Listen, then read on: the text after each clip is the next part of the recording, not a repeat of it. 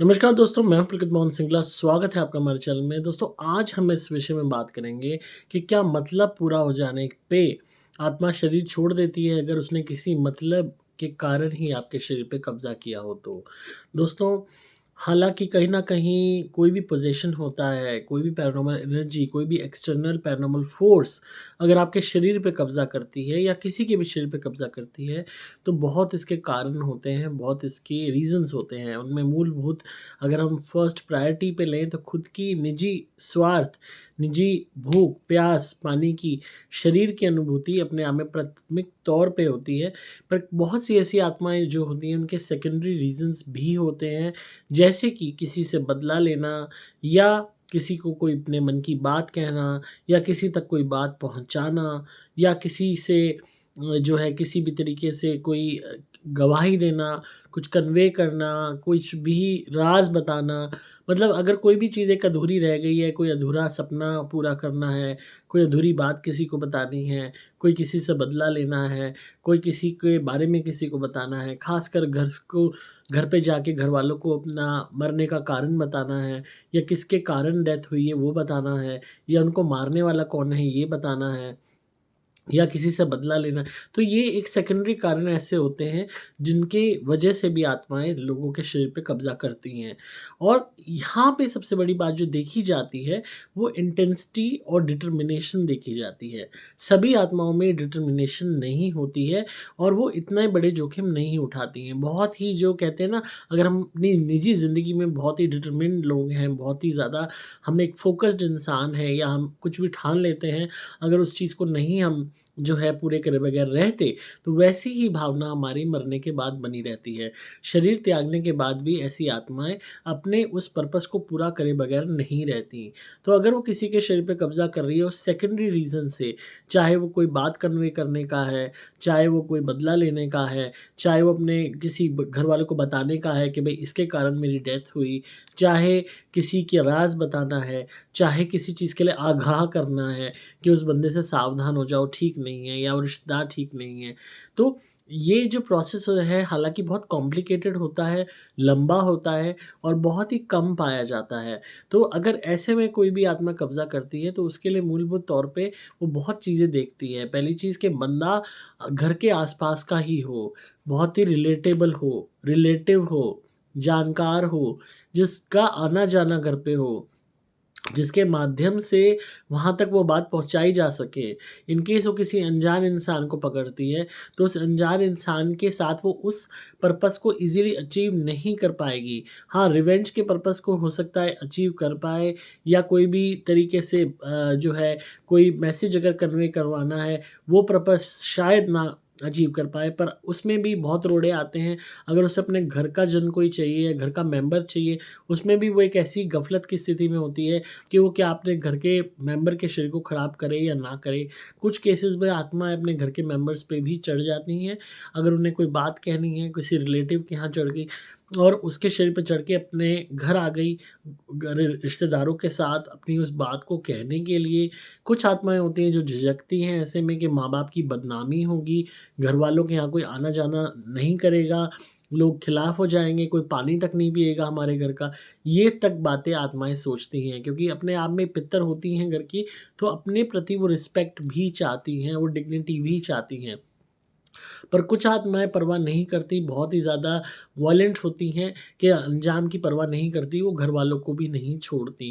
किसी रिश्तेदार पे आ गई सिर्फ़ अपनी बात कहने के लिए या सिर्फ़ उस रिश्तेदार के बारे में ही आगाह करने के लिए जिस पे आई है, या अपने माँ-बाप को ये बताने के लिए कि उनसे बहुत प्यार करती है।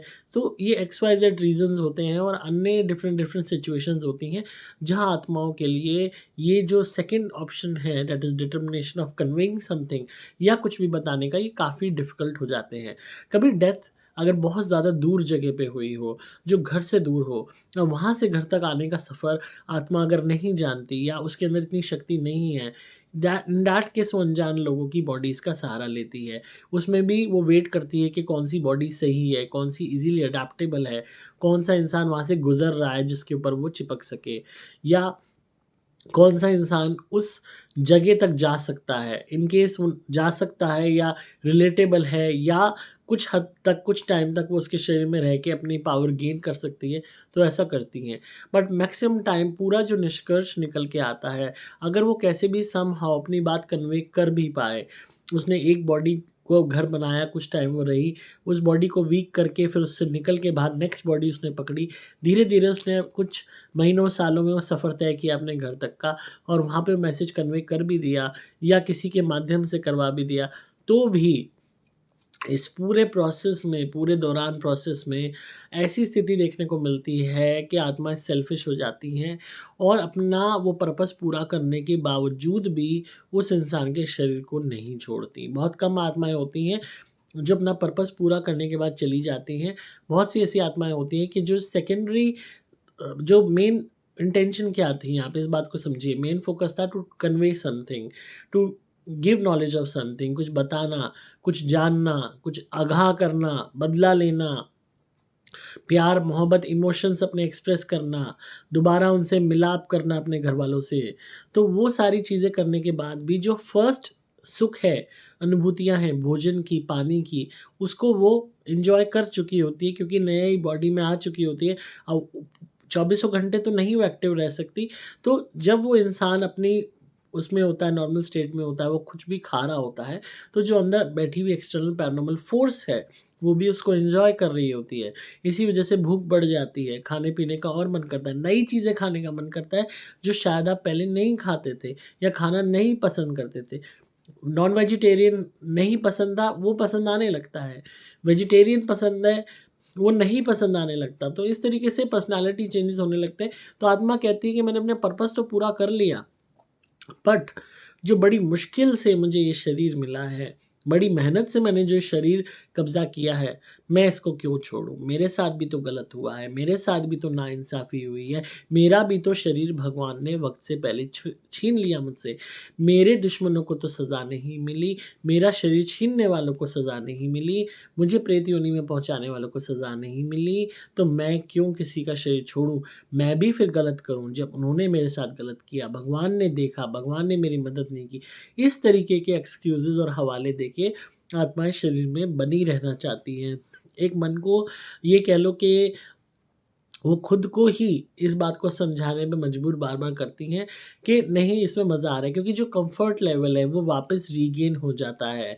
क्योंकि जो 2 तत्व हैं जल और पृथ्वी, वो वापस हासिल हो जाते हैं उस शरीर के माध्यम से। तो भोजन का आनंद मिलने लगता है, पानी का मिलने लगता है सुख, और इसमें भोजन और पानी में पानी सबसे ज़्यादा प्राथमिकता वाला है। वाटर ये सबसे ज़्यादा इम्पोर्टेंट होता है स्पिरिट्स के लिए। तो वो मिलना शुरू हो जाता है। एंड इन केस अगर कोई भी इंसान मैरिड है, जिसके ऊपर पोज़ेशन किया है, एंड वो इंसान सेक्स लाइफ़ अपनी एन्जॉय कर रहा है अपने पार्टनर के साथ, तो उसका सुख भी मिलना शुरू हो जाता है। घर का, परिवार का, तो एवरीथिंग, तो एक सेल्फिशनेस आ जाती है कि अगर अपना काम बन रहा है, अपना काम भी बन गया और हमें नया शरीर इस माध्यम से ही मिल गया, तो हर्ज क्या है? इसके शरीर में रहते रहो और अपनी लाइफ़ एन्जॉय करते रहो। जब वो उस शरीर को खूब अच्छे से कुछ हद तक चूस लेती हैं या उन्हें लगता है कि अब इस शरीर में ज़्यादा टाइम नहीं रह पाएँगी, तब वो अपनी पावर गेन करने के लिए फिर सोचती हैं कि अब हम इस शरीर को ख़त्म करें, इस सोल को अपने साथ ले लें एंड नेक्स्ट शरीर की तलाश करें। तो ये एक ऐसी जो है स्टेट आ जाती है जब आत्माएँ धीरे-धीरे अपनी, एक अगर कोई सच्ची आत्मा भी हो, वो धीरे-धीरे मलीनता के स्तर की तरफ बढ़नी शुरू हो जाती है। अच्छी थी, कोई मैसेज कन्वे करना था, घरवालों से प्यार करना था, उनको बताना था कि मैं तुमसे बहुत प्यार करता हूँ या करती हूँ, वो बात सिर्फ़ बतानी थी, उस चक्कर में, या उनकी याद आ रही है उस चक्कर में किसी पे सवार हो, या किसी पर्टिकुलर रिलेटिव के बारे में आगाह करना था कि वो ब्लैक मैजिक करता है, उससे दूर रहो। किसी के शरीर पे आए, पर्पस पूरा किया, बता पाए, एंड उसके बाद धीरे-धीरे उस शरीर में रह के बेईमानी आ गई कि इसको कब्ज़ा कर लेते हैं। जिस तरह किराएदार करते हैं बहुत से, कि घर में रह लेते हैं, किराया देते हैं, फिर किराया देना बंद कर देते हैं और घर भी कब्ज़ा कर लेते हैं या दुकान कब्ज़ा कर लेते हैं, फिर खाली नहीं करना चाहते, और बेईमाना आ जाता है मन में प्रॉपर्टी की कीमत बढ़ते देख के, दूसरे की ज़मीन पे, दूसरे की दुकान पे जो है हराम का पैसा खाओ। तो उसी तरीके से दूसरे के शरीर को ज़बरदस्ती कब्ज़ा करके उसकी जो एनर्जी है उसको लेना, उस पूरे जो है उसके शरीर को चूसते रहना बेशर्मों की तरह, ये उन आत्माओं का स्तर हो जाता है, तो अच्छे से बुरी में तब्दील हो जाती हैं। Again it depends on the circumstances, पर सारी आत्माएँ ऐसी नहीं होती। बहुत ये कह लो कि अलग-अलग परिस्थितियाँ होती हैं जो मजबूर कर देती हैं आत्माओं को। कई आत्माएँ घर पे मैसेज कन्वे किया, घर पे ही बैठ गई और शरीर को छोड़ दिया।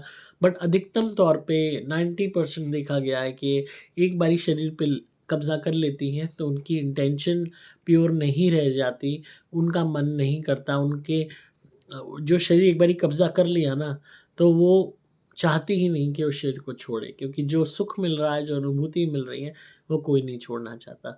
अभी इस वक़्त हमें कदर नहीं हो रही है शरीर की, पर ट्रस्ट मी, जब शरीर नहीं रहेगा तब आत्माएँ तड़पती हैं, बिलखती हैं शरीर के लिए। ये पैसा, गाड़ी, बड़ा घर, कपड़े सब बकवास, दैट इज़ ऑल बुलशिट, इसका कोई मायने नहीं है। ये मरने के बाद पता लगते हैं आत्मा को। सिर्फ़ 2 चीज़ों के मायने हैं, वो है शरीर के और भोजन और पानी के। अगर आप इस ज़िंदगी में स्वस्थ हो, आपका शरीर ठीक है, आपको कोई बीमारी नहीं है, खूब अच्छा आप खा पी रहे हो, खाने को एन्जॉय कर पा रहे हो, अच्छे से आपको पानी पी पा रहे हो, समझ लो आप जीवन के सभी सुख प्राप्त कर चुके हो, कर रहे हो। क्योंकि इन 2 चीज़ों के लिए शरीर और भोजन, पानी एंड तीसरा अगर हम संभोग को ऐड कर दें, इनके लिए तड़पती हैं आत्माएँ, बिलखती हैं, रोती हैं, चीखती हैं, चिल्लाती हैं, भगवान को गालियाँ देती हैं कि हम कहाँ फँस गए, हमारे पास शरीर नहीं है। सौयों हज़ारों वर्ष वर्ष निकल जाते हैं, तड़पती रहती हैं।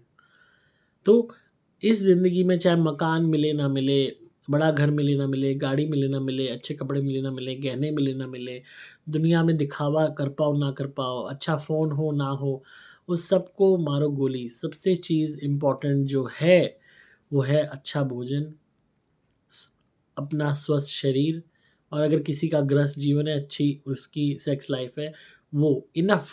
अगर आपने ये अच्छे से खूब अपनी ज़िंदगी में खूब खुशनुमा तरीके से गृहस्थ जीवन एन्जॉय कर लिया, खाया-पिया बढ़िया, स्वस्थ आप रहे, अपने पार्टनर के साथ आपको अच्छा आपने टाइम स्पेंड किया, दैट इज़ इनफ। आप सैटिस्फाई होके अगर मरोगे तो आपकी आत्मा फिर किसी को परेशान नहीं करेगी और आपको आगे जाने में मदद मिलेगी। इस जीवन में पैसे के पीछे भागते रहे, खाने को त्यागते रहे, अपने पार्टनर को अनसैटिस्फाइड रखते रहे। बहुत आदमी हैं बस कमाने में रहते हैं, भागा-दौड़ी में पत्नी को सुख नहीं देते। बहुत सी औरतें हैं पति को तड़पाने के लिए, परेशान रखने के लिए उन्हें सुख नहीं देती। यही वो लोग होते हैं जो मरने के बाद एक-एक अन्न के दाने के लिए तड़पते हैं, एक-एक बूँद पानी के लिए तड़पते हैं, किसी के साथ के लिए तड़पते हैं और फिर उसके बाद वंचित होके गलत कामों में लगते हैं। तो भगवान ने मूलभूत तौर पे ये शरीर जो दिया है, वो अच्छा खाने, उसका आनंद उठाने के लिए दिया है और जीवन में सुख की प्राप्ति के लिए दिया है। गृहस्थ जीवन के सुख को आप प्राप्त कीजिए, अपने जीवन में लाइफ़ को एन्जॉय कीजिए, वो काफ़ी है।